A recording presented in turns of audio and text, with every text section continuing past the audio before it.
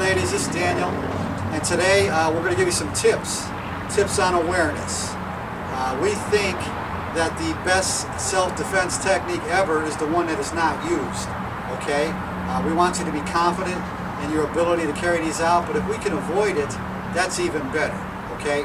Tip number one, we're going to concentrate on vehicles and parking lots, stuff like that. Don't park your vehicle way out in the middle of nowhere. I know I have friends, they park way out in the back of the parking lot so no one scratches their car, but we don't care about a scratched car or a dent if it means avoiding someone jumping you. They say, some people may say, well, I can see if someone's around my car, but no, you can't. They could be behind it, you can't see it. So that one's easy to avoid. Don't park your car way out in the middle of nowhere, even if it's daylight. Okay, tip number two is be aware of the vehicles that are around your car. Okay, if you see a van parked next to your car, especially on the driver's side, don't get in your car. Okay, many instances of molesters, kidnappers finding an easy victim by parking next to the driver's side. The lady turns her back for her back is to her attacker. She's getting in her car, they grab her, just takes her a second, she's in the van. It's much easier to do a self-defense technique out here in the open air than it is inside an enclosed van, I'm sure of that. Okay, so tip number three is to watch if there's people around your car, okay? If you see 3, 4, 5 people just hanging around your car, whether they're young or old, now obviously if it's a bunch of old ladies, I think you'll be okay. But if it's somebody out there near your car, stay away from your car. There's a mob mentality that takes over sometimes. The young punk, when he's by himself, might not do something, but with the encouragement of his boys, he may try to do something.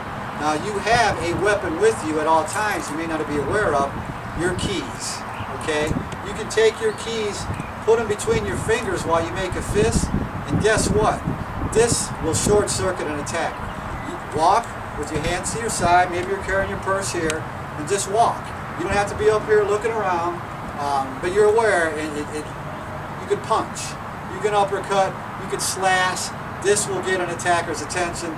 This will short circuit them. Then you can do your technique or run or whatever. Another option would be to buy a can of mace, lady. They got sleek, skinny little cans of mace now out there that you can hook to a keychain. Mace is effective, okay? We don't need you or want you to be walking around armed to the teeth or paranoid or anything, but there's a difference between paranoia and being aware, okay? Now our next tip is tip number 4. We're driving. You come up to a light, okay, or a stop sign, and there's a bunch of drunks next to you, or a bunch of kids, or a bunch of whoever.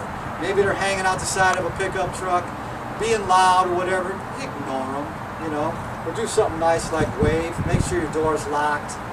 But we don't want to antagonize them. Let them act a fool. We don't care.